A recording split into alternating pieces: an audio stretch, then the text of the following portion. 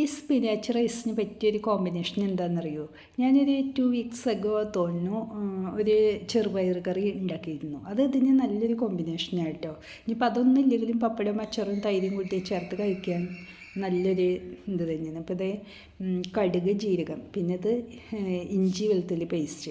ഇത് ഞാൻ രാവിലെ ദോശയ്ക്ക് ഉണ്ടാക്കിയ തക്കാളി ചമ്മന്തി ആയിട്ടോ.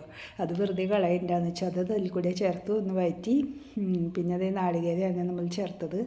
നാളികേരത്തിൻ്റെ ഒരു പച്ചക്കുത്തില്ലേ, അതൊന്ന് മാറുന്ന വരെ ഒന്ന് വഴറ്റി കൊടുക്കുക. പിന്നെ നമ്മൾ ഗരം മസാല ചേർത്ത് മിക്സ് ചെയ്യുക. പിന്നെ നമ്മൾ അരച്ച് വെച്ചിട്ടുള്ള വേവിച്ച് അരച്ചതാണ് ചീര, അതും പിന്നെ മല്ലിയിലും കൂടി മിക്സ് ചെയ്തത് ചേർക്കുക. പിന്നെ കുറച്ചും കൂടി നെയ്യ് ചേർക്കുക. പിന്നെ വീണ്ടും കുറച്ച് ഗരം മസാല ലാസ്റ്റ് ഒന്ന് ചേർത്ത് കൊടുക്കുക. നെയ്യൊന്ന് ഒന്ന് മൂടി വയ്ക്കുക. ഇത്രയേ ഉള്ളൂ. ഇത് പപ്പടം തൈരും അച്ചാറും കൂട്ടിയാണ് ഞങ്ങൾ കഴിച്ചത്. അപ്പോൾ നിങ്ങൾ ഉണ്ടാക്കി നോക്കുക, അതിൻ്റെ രുചി ആസ്വദിക്കുക. Thank you.